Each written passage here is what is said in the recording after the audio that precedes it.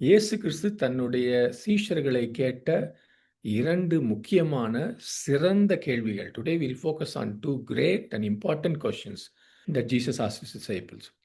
அவைகளை இன்றைக்கும் நம்ம இடத்துல கேட்கிறார். இன்றைக்கு மார்க் 8வது அதிகாரத்துக்கு திருப்புவோம். Turn with me to Mark verses 27 and 27 to 30. 27 30 வரைக்கும் யாராவது வாசிக்கலாம். பின்பு இயேசுவும் அவருடைய சீஷர்களும் புறப்பட்டு பிலிப்பு செசரியா பட்டணத்தை சேர்ந்த கிராமங்களுக்கு போனார்கள். வழியிலே அவர் தம்முடைய சீஷர்களை நோக்கி, ஜனங்கள் என்னை யார் என்று சொல்லுகிறார்கள் என்று கேட்டார். அதற்கு அவர்கள், சிலர் உம்மை யோவான் ஸ்நானன் என்றும், சிலர் எலியா என்றும், வேறு சிலர் தீர்க்கதரிசிகளில் ஒருவர் என்றும் சொல்லுகிறார்கள் என்றார்கள். அப்பொழுது அவர், நீங்கள் என்னை யார் என்று சொல்லுகிறீர்கள் என்று கேட்டார். பேதுரு பிரதியுத்தரமாக, நீர் கிறிஸ்து என்றான். அப்பொழுது தம்மை குறித்து ஒருவருக்கும் சொல்லப்படாதபடிக்கு அவர்களுக்கு உறுதியாய் கட்டளையிட்டார். ஆமென். Who do people say I am? Who do you say I am? These are the 2 questions. மக்கள் என்னை யார் என்று சொல்லுகிறார்கள், நீங்கள் நான் யார் என்று சொல்லுகிறீர்கள். இயேசு கிறிஸ்து சீஷர்களோட பாதையில நடந்து போயிட்டு இருக்கார். அவர்களோடு போகும்போது பேசி கொண்டு போகிறார். சக விசுவாசிகளோடு அப்படி கூட்டத்தை விட்டு இப்படி போகும்போது அப்படி பேசி கொண்டு போவது நல்லது. இந்த மாதிரி காரியங்கள்ல முதல் கேள்வி, மக்கள் மற்றவர்கள் நான் யார் என்று சொல்லுகிறார்கள். இது ஒரு ஆச்சரியமான ஒரு கேள்வி பாருங்க. நீங்களும் நான் இதை கேட்டால் ஒருவேளை நம்ம நினைப்போம், நான் உங்கள்கிட்ட கேட்டேன்னு வச்சுங்க, மற்றவங்களாம் என்னை பற்றி என்ன நினைக்கிறீங்க, நீ நினைப்பீங்க இந்த ஆளுக்கு ஏதோ ஒரு இன்செக்யூரிட்டி இருக்குது, அவ்வளவு ஷூரா இல்லை அவரை பற்றின்னு. ஆனால் இயேசு கிறிஸ்து இப்படி கேட்குறாரு. இது நமக்கு ஒரு ஆச்சரியமான ஒரு காரியமாக இருக்கணும். நாம் சந்திக்கிற ஜனங்கள், நம்ம லைனில் நிற்கும் போது நம்ம முன்னாடி நிற்கிறவன், வேலைக்கு போகும்போது அங்கே இருக்கிறவங்க, நம்ம சமுதாயத்தில் நீங்கள் கார்லேயோ பஸ்லேயோ போகும்போது கூட இருக்கிறவங்க, அவங்க இயேசு குறித்து என்ன நினைக்கிறாங்க? Who's Jesus to them? What do they think? What do they say?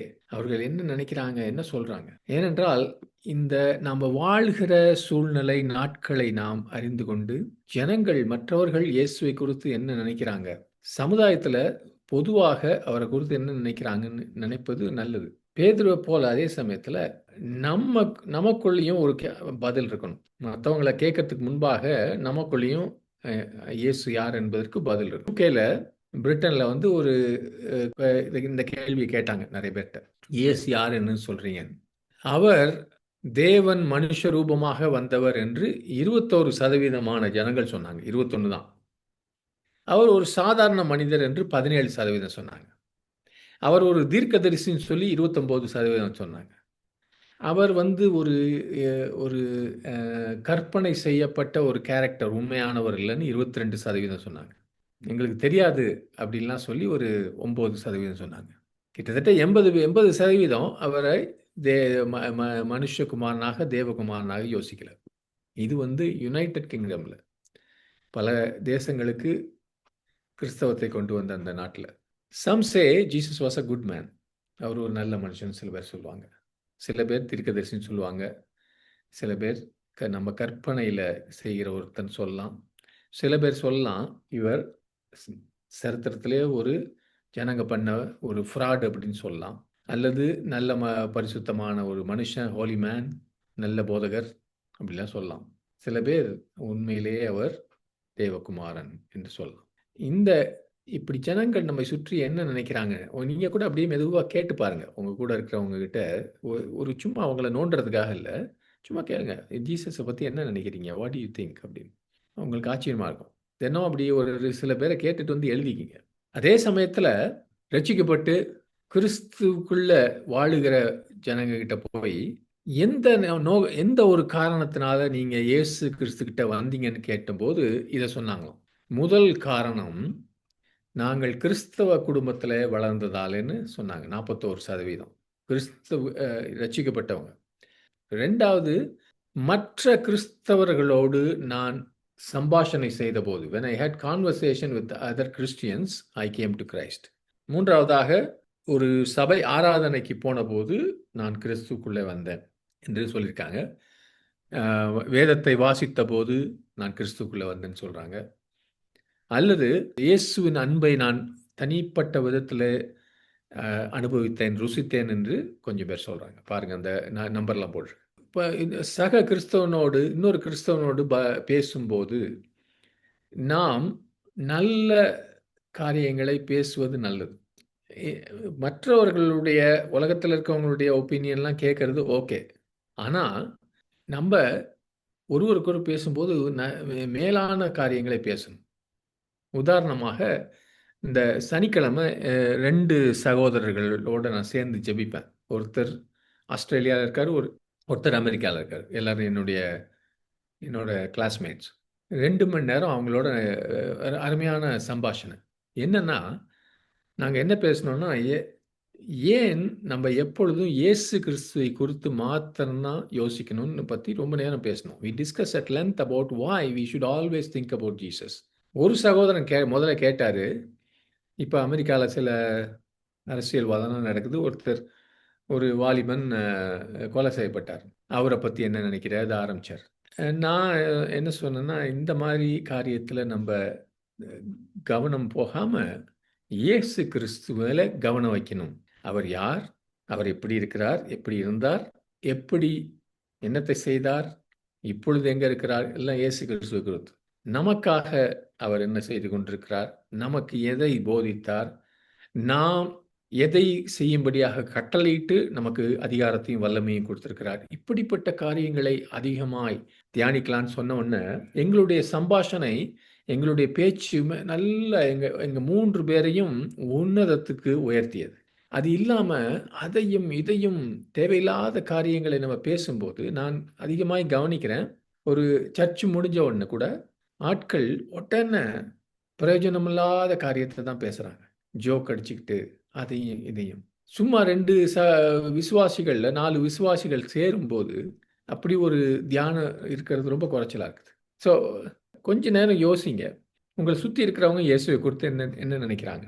அவர் யார் என்று சொல்லுகிறார்கள்? ஏன் அப்படி சொல்லுகிறார்கள்? அப்படி இருக்கும்போது அப்படிப்பட்ட உரையாடல் சம்பாஷணையில் நீங்கள் எப்படி நுழையலாம்? அவிசுவாசிகளோடு நீங்கள் இப்படிப்பட்ட பேச்சுக்குள்ளே வரும்போது இது சுவிசேஷ மயமாக்குவதற்காக, அவர்களை ஆத்மாவை ஆதாயம் செய்வதற்கான ஒரு திசையில் போகணும். அப்படி ஒரு வேலை யாராவது என்கிட்ட பேசினா, நான் கர்த்தராகிய இயேசு கிறிஸ்து இன்றைக்கும் ஜீவிக்கிறார் என்று அதிகமாய் ஆழமாய் சொல்லி அதிகமான அந்த வேத வசனங்களையும் உபதேசங்களையும் டாக்டரின் இறையியல் இயேசு கிறிஸ்துவ பற்றிலாம் சொல்கிறத விட இயேசு இன்றைக்கு ஜீவிக்கிறார் என்று சொல்லி, அவர் உன் வாழ்க்கையில் இன்றைக்கு அற்புதங்களை செய்வார், அதிசயங்களை செய்வார், அடையாளங்களை காட்டுவார் என்று நாம் அவர் ஜீவிக்கிறார் என்பதை நாம் நிரூபித்து அதை செயல் காட்டுவது நல்லது. அவிசுவாசிகளோடு நாம் வெறும் பேச்சில் பேசுவதை விட நம்முடைய பேச்சுக்கு பின்னால வல்லமையும் பலத்தையும் காட்டுவது நல்லது. அவர்கள் வாழ்க்கையில இருக்கிற காரியங்களை ஆவியானவர் நமக்கு காட்டும்போது, அதை கரெக்டாக சொல்லும்போது, அதிசயங்கள் அற்புதங்கள் அடையாளங்கள் செய்யும்போது, இயேசு கிறிஸ்துவின் மனதுருக்கம் அவர்கள் வாழ்க்கையில் ஒரு பெரிய மாற்றத்தை, விடுதலையை, சுகத்தை கொண்டு வரும்போது அதுதான் நல்லது. ஏனென்றால் நம்ம வசனத்தில் பார்க்குறோம் 1 கொரிந்தியர் 4:20, ஏனெனில் இறைவனின் ராஜ்யம் வெறும் பேச்சில் அல்ல, மாறாக வல்லமை உள்ளது. அதனால்தான் நான் இந்த நாட்களில் முந்தைய நாட்களை விட அதிகமாக எனக்கு ஷூராக தெரியுது, நாம் இயேசு எப்படி ஊழியம் செய்தாரோ சுவிசேஷத்தில் அதை தான் நாம் பின்பற்ற வேண்டும் என்று. நாம் பாவிகளிடத்திலும் அவிசுவாசிகளிடத்திலும் போகும்போது அவருடைய நாமத்தில், அவருடைய இரத்தத்தில், அவருடைய வார்த்தையில், அவருடைய ஆவியில் இருக்கிற அதிசயம் செய்கிற வல்லமையோடு நாம் அதை நாம் உடுத்தி கொண்டு போக வேண்டும். விவாதங்கள் அவிசுவாசிகளோடும் பாவிகளோடும் பிரயோஜனமே இல்லை. நீங்கள் போய் வெறுமனே ஒரு டிஸ்கஷன் பண்ணி நான் ஒரு பைபிள் ஸ்டடி நடத்துகிறேன்னு சொல்லிட்டு வெறும் ஜெபம் பண்ணிட்டு அல்லது பிரசங்கம் பண்ணிவிட்டு அவருடைய வல்லமையை வெளியரங்கமாக காட்டாமல் போகும்போது அவைகளுக்கும் மிகவும் குறைவான பலன்தான் இருக்கும். இந்த இயேசு கிறிஸ்து அவருடைய சீஷர்களோடு நடந்து போகும்போது பேசினார். மற்ற மக்களோடு இருக்கும்போது இப்படிலாம் பேசல. மற்ற மக்களோடு இருக்கும்போது சுகமாக்கினார், அவர்களை விடுதலைக்குள்ள கொண்டு வந்தார், அசுத்தாவிகளை துரத்தினார். He was a man of action in front of sinners and unbelievers, and he was more of a teacher with his disciples. He discussed, he encouraged discussions. இயேசு கிறிஸ்து சீஷர்களோடு தனியாக இருக்கும்போது அவர்கள் கலந்து பேசும்படியாக உற்சாகப்படுத்தினார் விசுவாசிகளுக்குள்ள. ஸோ நம்ம வாக்கிங் அண்ட் டாக்கிங், நடந்து போய் பேசி கொண்டு போவது, இயேசுவை குறித்தும் வசனத்தை குறித்தும் பேசுவது, விசுவாசிகளோடு பேசுவது நல்லது. 2வது கேள்வி கேட்டாரு, but who do you say that I ஆம்? நீங்கள் என்ன சொல்லுகிறீர்கள்? நான் யார் என்று நீ என்ன சொல்லுகிறாய்? ஒவ்வொருத்தண்டையும் கேட்கிறார். ஒரு ஆள் தான் பதில் சொன்னான். அதற்கு பேதுரு, நீர் கிறிஸ்து என்றான். அப்பொழுது இயேசு தம்மை குறித்து வேறு யாருக்கும் சொல்ல வேண்டாம் என்று எச்சரித்தார்.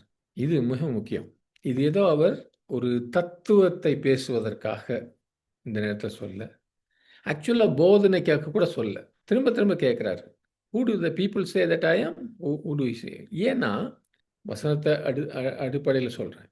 உங்கள் வாழ்க்கையில் இன்றைக்கும் நித்தியத்திலும் எல்லாமே இந்த கேள்விக்கு நீங்கள் எப்படி பதில் சொல்லுகிறீர்கள் என்பதை பொறுத்து தான் இருக்க போகுது. Who do you say that Jesus is? நீ இயேசு யார் என்று சொல்லுகிறாய்?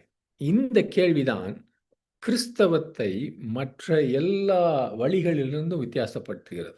கிறிஸ்தவனாக வேண்டும் என்றால் நீ இந்த கேள்விக்கு பதில் சொல்ல வேண்டும். The question is not who is Jesus to you. உனக்கு இயேசு யாருன்னு கேட்கல. That's not the question. The question is not who do you want Jesus to be. உனக்கு இயேசு யாராக இருக்க வேண்டும் என்று கேட்கவில்லை. உன்னுடைய வசதிக்காக, உன்னுடைய காரியங்களுக்காக நீ இயேசுவை யாராக பார்க்கிறாய் என்று கேட்கவில்லை. கேள்வி ரொம்ப எளிமையானது, ஆனால் ஆழமானது. Who is Jesus? இயேசு யார்? நீங்களும் நானும் கிறிஸ்தவத்தை உலகம் முழுவதும் அவர்கள் ஏற்றுக்கொள்ள சொல்ல வேண்டும் என்று சொன்னால், நம்ம வாழுகிற இந்த தேசத்திலேயோ, இந்தியாவிலேயோ, ஆசியாவிலேயோ, எங்கே இருந்தாலும் நான் இயேசுவை குறித்து பேசும்போது ஒரு சின்ன மாற்றம் தான் மாற்றணும். இயேசுவே இரட்சகர் என்று சொல்வதற்கு பதிலாக இயேசு ஒரு இரட்சகர். Instead of saying Jesus the saviour, I have to say Jesus a saviour. அப்படி சொன்னால் போதும், கிறிஸ்தவத்தை கிட்டத்தட்ட எல்லாரும் ஏற்றுக்கொள்வாங்க. நீ வச்சுக்க, உனக்கு அவர் இரட்சகர், ஓகே, நோ ப்ராப்ளம். ஏன் கிறிஸ்தவத்துக்கு எதிர்ப்பு வருவதற்கு காரணம், இயேசு ஒரு இரட்சகர் என்பதனால இல்லை, இயேசு ஒரு தேவன், இயேசு ஒரு தீர்க்கதரிசி என்பதனால இல்லை. சத்தியம் போதிக்கிறது, வேதம் போதிக்கிறது, இயேசுவே சொன்னார், ஹி இஸ் த லார்ட். அவரே கர்த்தர், அவர் ஒருவரே கர்த்தர், அவரே இரட்சகர், ரட்சிப்பு வேற வழியில் இல்லை, அவரே எல்லாவற்றிலும் சிறந்த தீர்க்கதரிசி. அதை மறுதளிக்கிற, மாற்றுகிற ஒவ்வொருவரும் தவறான பாதையில் இருக்கிறாங்க. இதுதான் கிறிஸ்தவத்தில் இருக்கிற, கிறிஸ்தவத்துக்கு எதிராக இருக்கிற ஒரு கான்ட்ரவர்சி. அதை நீங்கள் மறுத்து விட்டு நீ விசுவாசின்னு சொல்லிட்டு அந்த அந்த அந்த போராட்டம் இருக்குது, அது வேணான்னு சொல்லிட்டு அப்படியே கொஞ்சம் வளைஞ்சு கிளைஞ்சு, சில பேர் அப்படி அழகாக பேசுவாங்க, கடவுள் இருக்கார் இல்லையா, கடவுள்கிட்ட ஜெபம் பண்ணுவோம், இயேசுன்னு வார்த்தையை யூஸ் பண்ண மாட்டாங்க. ஏன்னா கடவுள்னு சொன்னால் அவன் எதை நினச்சிக்குவான், நம்ம எதை நினச்சிக்குவோம். இப்படி அங்கேயும் இங்கேயும் பண்ணுறது. இதை சுற்றி இந்த இதில் வந்து மற்றவங்களுக்கு கஷ்டம் இருக்குன்றதுக்காக நம்ம இது அப்படியும் இப்படியும் வளைச்சா, உங்களை வந்து அந்த ஜனங்க ஏற்றுக்கொள்ளணும் அப்படின்றதுக்காக வளைச்சிங்கன்னா, you have denied Jesus Christ. நீங்கள் இயேசு கிறிஸ்துவை மறுதளித்தீங்க. He is not a saviour. அவர் ஒரு இரட்சகர் அல்ல, ஹி இஸ் த சேவியர். அவர் ஒருவரே இரட்சகர். இயேசு கிறிஸ்து சொல்லவில்லை, நானும் ஒரு வழி, நானும் ஒரு சத்தியம், நானும் ஒரு ஜீவன் சொல்ல. நானே வழி, நானே சத்தியம், நானே ஜீவன். ஐ ஆம் தி வே, ஐ ஆம் தி ட்ரூத், ஐ ஆம் தி லைஃப். இதுதான் ஆண்டவர் சொன்னார். அதை நீ புரிந்து கொள்ளணும். மற்றவர்கிட்ட போய் இப்படி சொல்றதுனால அவங்க ரொம்ப பாதிக்கப்படுறாங்கன்னு சொல்லி அவங்கள போய் அடிச்சுக்கிறதுக்காக இல்லை. நான் முன்னாடி ஒரு சாட்சி சொல்லியிருக்கேன். நான் அமெரிக்காவில் இருந்தபோது என்னோட ரூம்மேட் ஒருத்தர்கிட்ட அவனா வந்து கேட்டான், பிராமின் பையன். இதை மட்டும் கேட்டான் அவன், நீ இயேசுவும் ஒரு வழின்னு சொல்லு, ஏன் இயேசுவே வழின்னு சொல்ற, இயேசுவும் ஒரு வழி அப்படின்னு சொன்னேன்னா ஓகே, நான் ஏற்றுக்கொள்கிறேன். நான் அவன்கிட்ட சொன்னேன், இது நான் சொல்றதை பற்றி இல்லை, இயேசு சொல்றதை நான் சொல்லேன், இயேசுவே அப்படி சொல்லலை, நானே வழின்னு தான் சொன்னார். அவன் பயங்கர கோபமாயிருச்சு. ரொம்ப கோபமாகி ரொம்ப என்கிட்ட நைஸாக இருப்பான், மூஞ்சியில் அடித்தான், இதை டோர் அடித்து மூடிட்டு போனான். அப்படியே வீடே அதிர்ந்துச்சு அவனோட கோபத்தில். ஆனால் பின்னாட்களிலே, ஒரு சில நாட்களிலே, ஒரு சில வாரங்களிலே அவன் ரட்சிக்கப்பட்டான். இன்னைக்கு வரைக்கும் இதே நாட்டிலே இருக்கிறான் ரட்சிக்கப்பட்டு. பல வருஷங்களுக்கு முன்பாக, நான் 24 வயசு எனக்கு, ரொம்ப சின்ன வாலிபனா இருந்தேன். கிறிஸ்தவத்திலயும் ரொம்ப அனுபவம் கிடையாது. தஞ்சாவூர் பக்கத்துல ஒரு ஊர்ல, அங்க ச சாய் சொசைட்டின்னு ஒரு இந்துக்கள் அ வயசானவங்க கூடி 1 மாசத்துக்கு ஒரு தடவ அவங்க சந்திக்கிறாங்க. அதுக்கு என்னைய இன்வைட் பண்ணியிருந்தாங்க. ஏன்னா, 1 மாசத்துக்கு ஒரு தடவ இந்த இந்த ஆட்கள் ஒரு 50 பேருக்கு மேல, எல்லாருக்கும் 60 வயசுக்கு மேல, வயசானவங்க. அவங்க வந்து கூடி உலகத்துல இருக்க பலவிதமான மதங்கள குறித்து, தத்துவங்கள குறித்து பேசுவதற்காக. அந்த மாதத்துல என்னை வந்து கிறிஸ்தவத்தை குறித்து பேசுவதற்காக கூப்பிட்டிருந்தாங்க. நான் ஆண்டவராகிய இயேசு கிறிஸ்து உலகத்தின் இரட்சகர், கர்த்தாதி கர்த்தர் என்று நான் அவர்களுக்கு 1 மணி நேரத்துக்கு மேல நான் சொன்னேன். எனக்கு தெரிஞ்ச அளவுக்கு. நானும் இந்து குடும்பத்தினால வந்ததுனால, அவங்க எங்கேருந்து வராங்கன்னு தெரிஞ்சுச்சு. ஆனா, அத குறித்து பேசாம நான் ஆண்டவராகிய இயேசு கிறிஸ்து அவரே இரட்சகர் என்று போதித்தேன். ஒரு ஒரு 1 மணி நேரம் நம்ம சர்ச்சில கூட அப்படி கவனிக்க மாட்டாங்க. அவங்க அப்படியே சத்தமே இல்லாம கவனிச்சாங்க. ஒருவரும் அங்கங்க அசையல. யாருமே நான் சொன்னதுக்கு எதிரா எதுவும் சொல்லல. ஒரு சத்தம் இல்ல. சில சமயம் நடுவுல கொஞ்சம் ஜோக் அடிச்சப்ப கூட நல்லா சிரிக்க கூட செஞ்சாங்க. நான் என்னுடைய சொந்த சாட்சிய சொன்னபோது கவனிச்சாங்க. ரொம்ப கவனிச்சாங்க. உற்று கவனிச்சாங்க. இந்த முடிச்ச உடனே 1 ஹவர் முடிச்ச உடனே அந்த அந்த சொசைட்டி, இந்த சாய் சொசைட்டிக்கு இன்சார்ஜா இருக்கவர் வந்தாரு. எனக்கு நன்றி சொல்றதுக்காக வந்தார். நன்றி சொல்லிட்டு, "இந்த ராத்திரில நம்ம கேட்டதோட சம்மரி நான் சொல்றேன்" அப்படின்னு அவர் சொன்னார். இப்ப நம்ம கேட்டோம், இயேசு கிறிஸ்துவும் பரலோகத்துக்கும் ரட்சிப்படைவதற்கும் ஒரு வழி, மற்ற வழிகளைப் போல அவரும் ஒரு வழி என்று நான் இப்பதான் கேட்டோம் ஆரம்பிச்சாரு. நான் உடனே எந்திரிச்சு நான் சொன்னேன், "சார் நீங்க பேசுறத நான் நிறுத்துறேன்னு நினைக்காதீங்க தயவுசெய்து. அப்படி அதுக்காக இல்ல. நான் சொன்னதா ஒரு காரியத்த சொன்னீங்க. அத வந்து கிளியர் அப் பண்ணணும். நான் அப்படி சொல்லல. நான் சொன்னது என்ன, இப்பயும் நான் சொல்றது என்னன்னா, Jesus is the only way to eternal life and to salvation. இயேசு கிறிஸ்துவே நித்திய ஜீவனுக்கும், ரட்சிப்புக்கும் ஒரே வழி என்று தான் அப்பயும் சொன்னேன், இப்பயும் சொல்றேன்.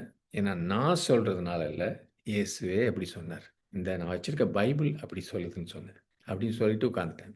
அப்படி நான் சொன்ன உடனே அவர் வயசான ஒரு 70 வயசுக்கு மேல இருக்கும். அவரு அதுக்கப்புறம் ஒண்ணும் சொல்லல. மீட்டிங் முடிச்சுட்டு அப்படி கைய விட்டு மீட்டிங் முடிஞ்சுச்சுன்னாரு. அந்த மீட்டிங் முடிஞ்ச உடனே அந்த குரூப்லேருந்து ஒரு ஆளு கூட என்கிட்ட வந்து பேசல. என்னோட ஒருத்தர் வந்திருந்தாரு. அங்க இன்னொரு பிலீவர் ரட்சிக்கப்பட்ட ஒருத்தர் தான் கூட்டு வந்திருந்தாரு அங்க தஞ்சாவூர்ல. நான் அவர்களுடைய கைத்தட்டையும், அவர்களுடைய ஏற்பையும் நான் விரும்பியிருந்தால், அந்த மனுஷன் சொன்னபோது, அவர் இயேசு யார் என்று அவர் நினைச்சத சொல்லும்போது நான் தலையாட்டியிருந்தா போதும். எல்லாரும் என்கிட்ட வந்து பேசியிருப்பாங்க. எல்லாம் கை தட்டியிருப்பாங்க. இது இயேசு கிறிஸ்து என்ன சொல்றாரு, இன்னைக்கு நீங்க பப்ளிக் என்ன நினைக்கிறாங்கன்னு பார்க்கிற உன்னோட personal opinion. He wants to move you from public opinion to personal opinion about him. Who do you say that Jesus is? நீ யார் என்று சொல்லுகிறாய் இயேசு? அந்த அந்த கேள்விதான் முக்கியம். மத்த ஜனங்க என்ன நினைக்கிறாங்கன்னு முக்கியம் இல்ல. ஓகே, அப்படிதான் சமுதாயம் நினைக்குது. But what to you think? பேதுரு சொன்னா, யூ ஆர் த கிரைஸ்ட். நீர் கிறிஸ்துவே. அது பேதுருவினுடைய வாழ்க்கையில ஒரு முக்கியமான ஒரு காலகட்டமாக பார்க்க முடியுது. இங்கே தான் முதல்ல பேதுரு இயேசுவே கிறிஸ்து என்பதை வாயினால அறிக்கை செய்கிறான். ஒரு நாள் நீங்களும் நானும் இயேசு கிறிஸ்துக்கு முன்பு நின்று இந்த கேள்விக்கு பதில் சொல்ல வேண்டியிருக்கும். Who do you say that I am? ஏனென்றால் அந்த பதிலுக்கு பலவிதமான பலன்கள் உண்டு. பலவிதமான காரியங்கள் நம்ம வாழ்க்கையில் நடக்கும். If you think he was a good and holy man, but that's it, then okay. அவர் நல்ல மனுஷன், பரிசுத்தமானன்னா ஓகே. அதுல ஒரு சவாலும் கிடையாது. நீ எப்படி வாழ்க்கையை நடத்துகிறியோ அப்படி நடக்கலாம். அவர் சரித்திரத்துல வந்த ஒரு சரித்திர புருஷன், அவ்வளவுதான். அதனால அவர் ஒரு நல்ல மனிதன், பரிசுத்தவ மனிதன், அவர் தீர்க்கதரிசி, அவர் பெரிய போதகர், இதெல்லாம் எந்த விதத்திலையும் கரெக்ட் கிடையாது. ஏன் தெரியுமா? இயேசு கிறிஸ்துவே அப்படிலாம் சொல்லல. ஒரு நல்ல பரிசுத்தமா இருக்கிற ஒரு மனுஷன் வச்சுக்கங்களேன். அவர் வந்து நான் தேவனுடைய குமாரன், அவர் தேவனுடைய குமாரனா இல்லாத போது பரிசுத்தமா இருக்கிற ஒருத்தர் சொல்ல மாட்டார் இல்லையா? அத பொய் சொல்றதா அர்த்தம். அது வந்து அவரை நல்ல மனுஷனாக காட்டாது. அவரை ஆக்சுவலா பொய்யனாக காட்டும். ஒரு ஏமாற்றத்தை இன்னைக்கு போய் எவனாவது ரோட்ல நடக்கிறவன் நான் தான் தேவன், நான் தான் தேவகுமாரன்னு சொன்னா என்ன சொல்லுவீங்க? இவன் ஃப்ராடு அப்படின்னு தான் சொல்லுவீங்க. ஆனா இயேசு அப்படி சொல்லியிருந்தாரு. அதனால் நீங்க எப்படி அவரை நல்ல மனுஷன்னு சொல்ல முடியும்? நல்ல போதகர்ன்னு சொல்ல முடியும்? இதுதான் ஒரு அழகான கொட்டேஷன் இருக்குது. C.S. லூயிஸ் வந்து மியர் கிறிஸ்டியானிட்டில எழுதியிருந்தார். இங்கிலீஷ்லையும் வாசிக்கிறேன், தமிழ்லையும் வாசிக்கிறேன். A man who was merely a man and said the sort of things Jesus said would not be a great moral teacher. He would either be a lunatic on a level with a man who says he is a poached egg, or else he would be the devil of hell. You must make your choice. Either this man, that is Jesus, he was and is the Son of God, or else he was a madman or something worse. You can shut him up for fool, you can spit at him and kill him as a demon, or you can fall at his feet and call him Lord and God. But let us not come with any patronizing nonsense about his being a great human teacher. He has not left that open to us. He did not intend to. ஒரு வெறும் மனுஷனாக இருந்து இயேசு சொன்னது போன்ற காரியங்களை சொன்ன ஒரு மனிதன் ஒரு சிறந்த ஒழுக்க ஆசிரியனாக இருக்க மாட்டான்.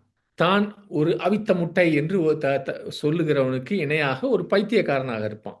இல்லை என்றால் அவன் ஒரு நரகத்தின் பிசாசாக இருப்பான். நீ உன் தெரிவை செய்ய வேண்டும்.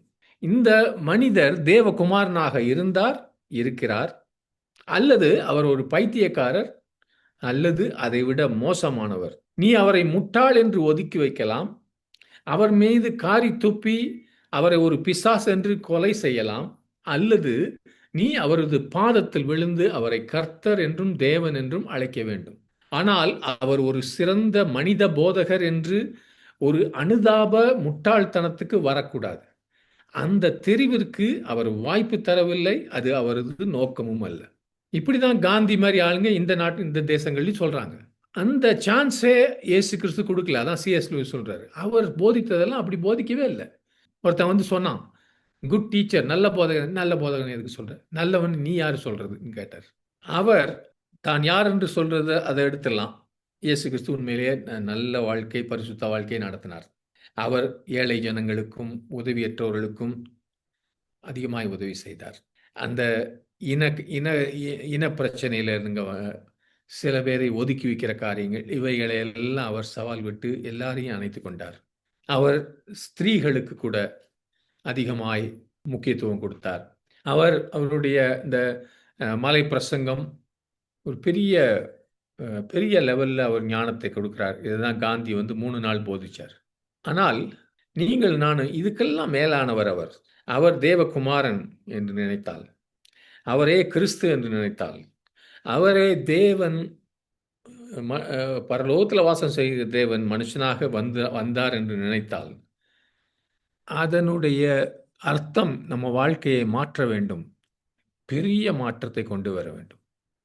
ஆமென். அதனால தான் இந்த கேள்விக்கு நம்ம இருதயத்தில் ஒரு பதிலை கொண்டு வரணும். மற்ற கேள்விகள் எல்லாம் ரொம்ப நம்ம கிட்ட இருந்து அதிகமாக எதிர்பார்க்கறது இல்லை. But if you say he is the Christ, that changes how you live and who you live for. இயேசுவே கிறிஸ்து, மேசியா, ராஜா, தேவாதி தேவன் என்று நீ அறிக்கை செய்தால், அது நீ எப்படி வாழ்கிறாய், யாருக்காக வாழ்கிறாய் என்பதை மாற்ற வேண்டும். இதே சம்பவத்தை மத்தேயு 16க்கு திருப்புங்க. யாராவது 13வது வசனத்திலிருந்து 20வது வசனம் வரைக்கும் வாசிங்க.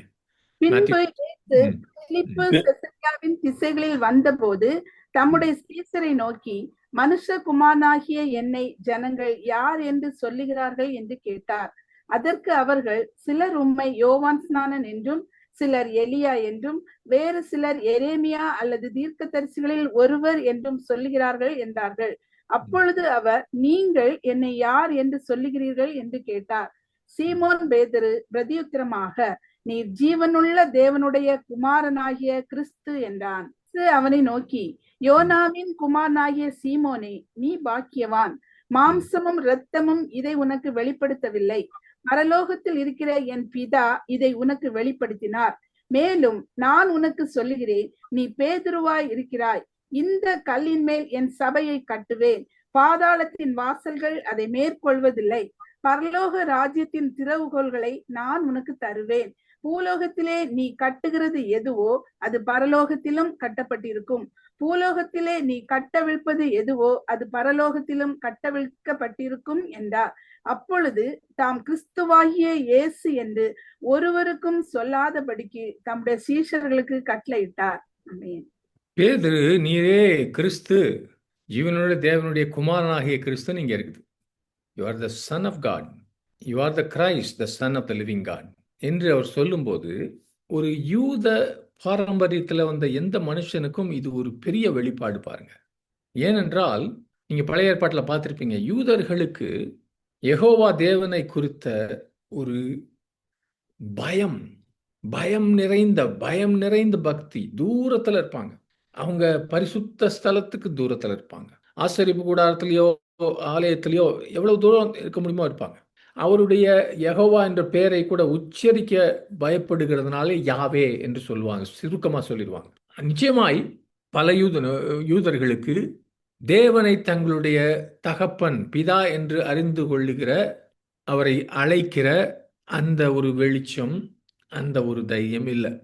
அப்ப தேவகுமாரன் என்பது என்ற ஒரு காரியம் யூத ஜனங்களுக்கு இன்றைக்கும் கூட இது ஒரு வெளிச்சமாக்கப்பட்ட ஒரு காரியம் கிடையாது. ஆக்சுவலா அதிகமாய் பயபக்தியோடு இருக்கிற யூதர்களுக்கு இந்த காரியம், இந்த பேச்சு இந்த கேட்டாலே அவங்களுக்கு ரொம்ப கோபம் வரும். ஆக்சுவலா இயேசுவை கொலை பண்ண பார்த்தாங்க, நான் ஆபிரகாமுக்கு முன்னால இருக்கேன்னு சொன்னபோது. அதனால இந்த யூத பாரம்பரியத்தில் இந்த பேதுரு இப்படி சொல்றான்னா, நீர் ஜீவனுள்ள தேவனுடைய குமாரனாகிய கிறிஸ்து என்று சொல்வானானால், அது அவனுடைய பின்னணியிலிருந்து வரல, அவனுடைய வளர்ப்பிலிருந்து வரல, அவனுடைய மத பின்னணியிலிருந்தோ மத போதனையிலிருந்து வரல. இயேசு கிறிஸ்து சொன்னது போல அவருடைய பரலோக பிதா கொடுத்த அந்த வெளிச்சத்தினால தான், அந்த வெளிப்பாட்டினால தான் அவனுக்கு புரிஞ்சிருக்கு. தட் ரெவலேஷன், அந்த வெளிப்பாடு, தட் ஜீசஸ் இஸ் கிரைஸ்ட், இயேசுவே கிறிஸ்து, அவர் ஜீவனுள்ள தேவனுடைய குமாரன் என்ற அந்த வெளிப்பாடு தான் கிறிஸ்துவின் சபைக்கு அஸ்திபாரமாக இருக்குது, மூளைக்கல்லாக இருக்குது. நம்முடைய சபை, கிறிஸ்துவனுடைய சபை கட்டப்படுகிற விசுவாசம் சீமோன் பேதுரு மேல இல்ல, சீமோன் பேதுருக்கு இருந்த அந்த வெளிப்பாடு, இயேசுவே கிறிஸ்து என்ற அந்த வெளிப்பாடு ஆகிய அந்த கல்லின் மேல் கட்டப்பட்டிருக்கிறது. On that revelation Jesus said, I will build my church and the gates of hell shall not prevail against it. Amen. Not on an individual apostle, ஒரு தனிப்பட்ட அப்போஸ்தலன் மேல இல்ல. ஏனென்றால் எந்த தனிப்பட்ட அப்போஸ்தலனோ எந்த தனிப்பட்ட மனுஷன் மேலே சபை கட்டப்படவில்லை, இயேசு மேலதான் சபை கட்டப்பட்டிருக்குன்னு உங்களுக்கு எனக்கு நிச்சயமாய் தெரியும். இதை தவறாக உபயோகப்படுத்துறதுனால சொல்றேன். இதை இன்னும் விளக்குவதற்காக ஆவியானவர் எதிர்பார்த்தார், இதை ஏதாவது ஒரு மத ஆளுங்க பேதுருவை ஒரு பெரிய ஆளா காட்டிடுவாங்கன்னு. அதுக்காக என்ன நடக்குது பாருங்க, இன்னும் ஒரு சில நிமிஷத்திலேயோ நாட்களிலேயோ இதை தொடர்ந்து பாருங்க. 21 23 இது தொடர்ச்சியா வாசிப்போம். அது முதல் இயேசு எருசலேமுக்கு போய் மூப்பராலும் பிரதான ஆசாரியராலும் வேத பாரகராலும் பல பாடுகள் பட்டு கொலையுண்டு 3ஆம் நாளில் எழுந்திருக்க வேண்டும் என்பதை தம்முடைய சீஷர்களுக்கு சொல்ல தொடங்கினார். அப்பொழுது பேதுரு அவரை தனியே அழைத்து கொண்டு போய், ஆண்டவரே, இது உமக்கு நேரிடக்கூடாதே, இது உமக்கு சம்பவிப்பதில்லை என்று அவரை கடிந்து கொள்ள தொடங்கினான். அவரோ திரும்பி பேதுருவை பார்த்து, எனக்கு பின்னாக போ சாத்தானே, நீ எனக்கு இடரலா இருக்கிறாய், தேவனுக்கு ஏற்றவைகளை சிந்தியாமல் மனுஷருக்கு ஏற்றவைகளை சிந்திக்கிறாய் என்றார். பேதுரு கொஞ்ச நேரத்துக்கு முன்னாடி நீர் ஜீவனுள்ள தேவனுடைய குமாரனாகிய கிறிஸ்து என்று சொன்னபோது அவன் சொன்ன பதில் எந்த அளவுக்கு சரி, எந்த அளவுக்கு உண்மை என்று யோசிங்க கொஞ்சம். Who is Jesus to you? It's a part revelation and part religion. அவனுடைய மதமும் சுயநலமும் பிதா கொடுத்த வெளிப்பாடும் அவன் கலக்க ஆரம்பிச்சிட்டான். How sincere he was. நான் உங்களுக்கு வேதத்திலிருந்து திட்டமும் தெளிவுமாய் பழைய ஏற்பாட்டிலிருந்தும் சரி சரித்திரத்திலிருந்தும் சரி பல உதாரணங்களை கொடுத்து இயேசுவே மேசியா என்று உங்களுக்கு நிரூபிக்க முடியும். அதுல சந்தேகமே இல்லை. எந்த யூதர்கள் வந்தாலும், நல்ல பைபிளை படிச்சுட்டு வந்த யூதர்கள் வந்தாலும் நான் நிரூபிக்க முடியும். அது ஒரு வேளை உதவியா இருக்கலாம். ஆனால் அதன் மூலமாக நீங்க இயேசுவே கிறிஸ்து என்று நம்பிட மாட்டீங்க. நீங்களும் நான் புரிந்து கொள்ள வேண்டியது, ஒரு மனுஷன் இயேசு கிறிஸ்துவிலே முழுவதுமாய் உண்மையாக நம்ப வேண்டும் என்றால் அவரை கர்த்தர் என்றும் இரட்சகர் என்றும் ஒரு இரட்சிப்பின் வழியிலே அறிக்கை செய்ய வேண்டும் என்றால் அங்க பிதாவாகிய தேவன் அந்த மனுஷனுக்குள்ளே கிரியை செய்ய வேண்டும். அதனால்தான் இயேசு கிறிஸ்து இங்க பேதுருகிட்ட சொல்றாரு, நீயா யோசிச்சேன்னு நினைக்க, you didn't think this up, நீயா யோசிக்கல, நீயா நான் சொன்னது மற்றவங்க சொன்னதெல்லாம் வச்சு நீ உனக்கு இந்த அற்புதங்கள்லாம் பார்த்த, அதனால இல்லை, this is something super natural. இது உனக்கு நீ சொன்னது இது இயற்கைக்கு அப்பாற்பட்ட ஒரு காரியம். பிதா ஆகிய தேவன் உன்னுடைய இருதயத்தை திறந்தார். அவர் உனக்கு வெளிக்காட்டினார் பேதுரு என்று சொல்றார். எப்படி தெரியும் இது? எப்படி பிதா வழிகாட்டினான்னு தெரியும். எப்படி நீங்க செய்யற அறிக்கை, இயேசுவே ராஜா, இயேசுவே கர்த்தர், இயேசுவே ஆண்டவர், இயேசுவே மேசியா, வரப்போகிறவர், எல்லாம் இதெல்லாம் நீங்க சொல்றது எப்படி உங்களுக்கு இது உங்களை பாதிக்கிறதுன்னு தெரியும். நான் இன்னைக்கு பல சபைகள் ஒரு ஞாயிற்றுக்கிழமையில் உலகத்தில் ஆயிரக்கணக்கான சபைகள் கூடுது. ஒவ்வொரு சபைக்கும் வெளியே போய் நான் சர்வே பண்ணுறேன்னு வச்சுக்கோங்க.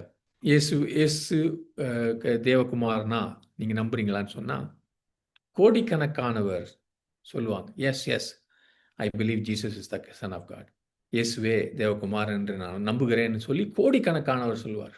ஆனால் சொல்லுகிற பலருடைய வாழ்க்கையை நான் பார்த்தால் அவங்க சொல்றத உண்மையிலே நம்புகிறார்களா என்பதற்கு எந்த அத்தாட்சியும் எந்த எவிடன்ஸும் என்னால் பார்க்க முடியுதா? யோசிச்சு பாருங்க. இன்றைக்கு உலகத்தில் பல கோடி ஜனங்கள் இயேசு தேவகுமாரன் என்று அறிக்கை செய்கிறாங்க, மேசியா என்று அறிக்கை செய்கிறாங்க.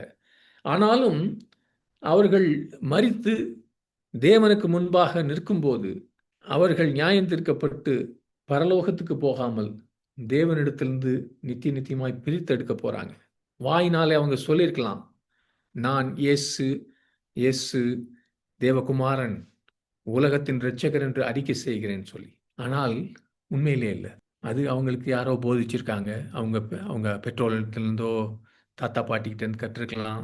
அவங்க மதம் சொல்லியிருக்கலாம், அவங்களுடைய பாரம்பரியம் சொல்லியிருக்கலாம். இல்லை சில பேர் தலையில் கூட இன்டலெக்சுவலாக அவங்க ஏற்றுக்கொண்டிருக்கலாம். ஆனால் இருதயத்தில் உண்மையாய் அதை நம்பவில்லை. அதை யோசித்து சிந்தித்து தியானித்து ஒரு இடத்துக்கு இதை யோசித்த போது இந்த ஒரு காரியத்தை, இயேசுவே ஆண்டவர், இயேசுவே கர்த்தர், இயேசுவே என்னுடைய சொந்த இரட்சகர் என்ற காரியத்தில் போராடி அந்த ஒரு இடத்துக்கு இது உண்மை என்று சொல்ல போது அவர்களுடைய வாழ்க்கை மாறும். அப்படி மாறலை அவங்களுக்கு. அவருடைய மதம், அவருடைய சடங்கு சம்பிரச்சாரம், அவருடைய அறிக்கைகள், பரமண்டல பிதாவே உம்முடைய நாமம் பரிசுத்தப்படுவதாக, இதெல்லாமே வெளிப்பரமாக இருந்துச்சு. நான் மாசுக்கு போகிறேன், நான் கர்த்தருடைய பந்திக்கு போகிறேன், நான் சபைக்கு போகிறேன், நான் அந்த கோயரில் போய் பாட்டு பாடுறேன், இதை செய்கிறேன், அதை செய்கிறேன். ஆனால் அவருடைய வாழ்க்கையிலே அந்த ரங்கத்தில் பார்க்கும்போது அங்கே கிறிஸ்துவை குறித்த ஒரு உண்மையான அன்பு இல்லை. அவருடைய வாழ்க்கை புரட்சிகரமாக மறுரூபப்படவில்லை அவரால். Jesus is not the centre of their lifes. Yesu அவருடைய வாழ்க்கையினுடைய மையமாக இல்லை. He is not in their thoughts. அவருடைய சிந்தனையில் இயேசு இல்லை. He is part of a religion they have adapted or inherited. ஏதோ ஒரு மத தலைவராக, மதத்தின் தெய்வமாக அவர்கள் ஏற்றுக்கொண்டிருக்காங்க. There is no transformation. அவர்கள் மறுரூபமாகவில்லை. There is no living according to the greatest truth that has ever been given. உலகத்தில் கொடுக்கப்பட்டதிலேயே மிகவும் பெரிய சத்தியமான இயேசு கிறிஸ்து என்ற சத்தியத்தின்படி அவர்கள் வாழ்க்கையை நடத்தவில்லை. அதனால்தான் பேதுரு இந்த ஒரு அறிக்கை செய்து இயேசுவே தேவகுமாரன் என்று சொல்லிவிட்டு, அவன் சொன்னது உண்மை, அவனுக்கு வெளிச்சம் உண்மை, ஆனால் அதை தானே நம்பவில்லை. ஆமென். நீங்க நம்புறீங்க, அதற்கு அர்த்தம் என்ன? உங்களுக்குள்ள இயேசு கிறிஸ்துவை குறித்து ஒரு கலர், ஒரு பிக்சர் இருக்குதா? Is Jesus defined by you? இயேசுவை நீங்க டெஃபினேஷன் கொடுக்குறீங்களா? அவர் அன்பாகவே இருக்கிறார், அவர் நியாயம் தீர்க்க மாட்டார். இப்படி நிறைய ஐடியா இருக்கா ஜனங்களுக்கு, நம்ம idea. Are do you behold Jesus as defined by himself? தான் என்ன சொன்னாரோ அந்த ஸ்டாண்டர்டுக்கு நீங்க அவரை பார்க்குறீங்களா? இயேசு கிறிஸ்து அதனால தான் சொன்னார் மத்தேயு 16:21, அது முதல் இயேசு தாம் எருசலேமுக்கு போய் மூப்பராலும் பிரதான ஆசாரியராலும் வேதபாரகராலும் பல பாடுகள் பட்டு கொலையுண்டு 3ஆம் நாளில் எழுந்திருக்க வேண்டும் என்பதை தம்முடைய சீஷர்களுக்கு சொல்ல தொடங்கினார். இங்கே இயேசு கிறிஸ்து தன்னை வெளிப்படுத்துகிறார். மேசியாவுக்கு என்ன ஆக போகுதுன்னு அதை பேதுருவும் சீஷர்களும் புரிந்து கொள்ள வேண்டும். ஆனா அவங்க ஐடியா என்னன்னா, அவர் மேசியா அப்படின்னா ராஜா, அவர் ஆளுகை செய்ய போகிறார், நம்ம எல்லாரும் அவரை ஃபாலோ பண்ண போறோம், நமக்கும் ஒரு பவர் கொடுக்க போறார். அது என்ன பிரச்சனை? பேதுருவே, நீ தேவனுக்கு விரோதியாக இருக்கிறாய். நீ மாத்திரம் இல்ல, ஒவ்வொரு அப்போஸ்தலரும், இந்த உலகத்துல பிறந்த ஒவ்வொரு மனுஷனும் அவருக்கு எதிரியாக இருக்கிறோம். நாம் தேவனுடைய நியாய பிரமாணத்தை முறியடித்து அவருடைய எதிரிகளாய் மாறிவிட்டோம். நாம் எப்படி இந்த மேசியாவோடு சேர்ந்து ஆளுகை செய்ய முடியும்? அந்த நேரத்தில் பேதுரு சொன்னான் இல்லையா, நான் இங்கே வந்து உங்களோட ஆளுகை செய்யணும். இம்பாசிபிள். நீ தேவனுக்கு எதிரியா இருக்க, தேவனோடு சேர்ந்து எப்படி ஆளுகை செய்ய முடியும்? Unless you know and declare him first as your savior and redeemer. நீ அவரை முதலாவதாக அவர் என்னுடைய இரட்சகர், என்னுடைய மீட்பர் என்பதை புரிந்து ஏற்றுக்கொண்டு நீ அதை அறிக்கை செய்து மாத்திரம்தான். அதனால தான் அந்த புதிய ஏற்பாட்டு நீங்கள் போகும்போது இயேசு கிறிஸ்து அவருடைய உயிர்த்தெழுதல், அவர் மகிமைக்கு போனது, பரிசுத்த ஆவியானவருடைய அபிஷேகம் எல்லாம் இறங்கும்போது பேதுருவும் மற்ற அப்போஸ்தலர்களும் அவர் யார் என்று உண்மையாக சிந்திக்க ஆரம்பிக்கிறாங்க. உண்மையிலேயே இயேசு யார், அவர் தங்களுக்கு யார் என்று ஒரு முழுமையான வெளிச்சத்தை இயேசு கிறிஸ்துவை குறித்து பரிசுத்த ஆவியானவரின் துணையோடு பெற்றுக்கொள்ள ஆரம்பிக்கிறாங்க. அதுதான் பரிசுத்த ஆவியானவருடைய வேலை, இயேசு கிறிஸ்துவை நமக்கு காட்டும்படியாக. அவருடைய வாழ்க்கை மாற ஆரம்பிச்ச உடனே, அது கர்த்தரை பிரதிபலிக்க ஆரம்பிச்ச உடனே, அவர்களுடைய ஐஸ் ஆஃப் அண்டர்ஸ்டாண்டிங், புரிதலின் கண்கள் அதிகமாய் திறக்க ஆரம்பிச்சிச்சு. திறக்க ஆரம்பிச்சோன்னா, ஐயா அவர் கர்த்தர், அவர் ஆண்டவர், எல்லாத்தையும் ஆளுகிறவர், இன்னும் ஆளப்போகிறவர் என்று சொல்லும்போது தங்கள் வாழ்க்கையை அவருக்கு சரணாகதியாக கொடுக்க முடிஞ்சிச்சு. என்னுடைய சொந்த கர்த்தர், ஹீஸ் மை பர்சனல் லார்ட். தங்களுடைய ஜீவனை கூட கொடுத்து அவரை அறியவும் அவரை மற்றவர்களுக்கு அறிவிக்கவும் தங்கள் ஜீவனை கொடுக்க ஆயத்தமாயிருந்தாங்க. அது ஏன்னா அவர்களுக்கு இயேசு யார் என்ற முழுமையான வெளிச்சம் வந்தது. இயேசு உனக்கு எனக்கு யார்? இதை தான் நாம் வருகிற வாரங்களிலே மாதங்களில் தியானிக்க போகிறோம். ஜீசஸ் இஸ் அவர் complete and perfect theology. Amen. இயேசுவை குறித்து யோசிக்க நான் ஒன்று சொல்கிறேன், மேம்போக்காக இயேசுவை பார்க்காதீங்க. குதிச்சுக்கிட்டு இயேசுவே ஆண்டவர்னு ஒரு வெடி போடும்போது ஏதோ ஒரு குட்டியான ஒரு வெடி இருக்கும், பட்டான்னு அடிக்கும், ஒன்றுமே இருக்காது அதில். அந்த மாதிரி சும்மா பதட்டத்தில் ஆண்டவர் ஆண்டவர் ஆண்டவர் கர்த்தர் கர்த்தர் கர்த்தர் யோசி. நீ கர்த்தர் என்று சொன்னால் அதற்கு ஏற்றபடி உன் இருதயம் இருக்குதா, உன் வாழ்க்கை இருக்குதா? எந்த அளவுக்கு இங்கே இருக்குதோ அந்த அளவுக்கு உன் வாயில வரும்போது அதில் வல்லமை இருக்கும். இயேசுவின் நாமம் என்று சொல்லுவது ஒரு மேஜிக் இல்லை. இயேசுவின் நாமத்தை உச்சரிப்பது ஏதோ ஒரு மந்திர தந்திரம் இல்லை. உச்சரிப்பதற்கு முன்பாக உள்ளம் மாற வேண்டும். உச்சரிப்பது நல்லது, அவர் வசனத்தை அவருடைய வார்த்தையை பேசுவது நல்லது, அவருடைய நாமத்தை உயர்த்துவது நல்லது. ஆனால் அதை மாய்மாலமாக மேம்போக்காக செய்வதனால்தான் கிறிஸ்தவர்களாகி நாம் இப்படி இருக்கிறோம். வருகிற நாட்களை கற்றுக்கொள்ள போகிறோம். அவருடைய நாமம், அவரை குறித்த சிந்தனை உங்களை என்னையும் கழுவி சுத்திகரிக்கிறது. பாவத்தை மேற்கொள்ள, கோபத்தை மேற்கொள்ள, கசப்பை மேற்கொள்ள, மற்றவர்களை மன்னிக்க இயேசுவை குறித்த தியானம் எப்படி உதவுன்னு பார்க்க போறோம். அவரை தியானிக்க தியானிக்க தியானிக்க எப்படி பரலோகம் இறங்கி வருகிறது, பரலோக பிதா எவ்வளவாக அதில் பிரியமாயிருக்கிறார், தேவதூதர்களும் உங்களுடைய சிந்தனைகளை உற்று பார்க்கிறார்கள், ஆவியானவருடைய அபிஷேகம் அபரிமிதமாய் புரண்டு ஓடும் என்பதை பார்க்க போகிறோம், அனுபவிக்க போகிறோம். இது ஒரு பைபிள் ஸ்டடி இல்லை, நம்ம லைஃப் ஸ்டடி. இது வேதத்தை தியானிப்பதில்ல. Bible is not for Bible, Bible is about Jesus. இதெல்லாம் கற்றுக்கொள்ள போகிறோம். வேதம் என்பது இயேசுவை குறித்தது, வேதம் என்பது வேதத்தை குறித்ததில்லை. பவுல் சொன்னா, to me live is Christ, எனக்கோ வாழ்வது இயேசு. அப்படின்னா என்னன்னு கொஞ்சம் நாள் பூரா யோசிச்சு ஐடியாலெல்லாம் டியூன் பண்ணணும், கொஞ்சம் கொஞ்சமாக டியூன் பண்ணணும்.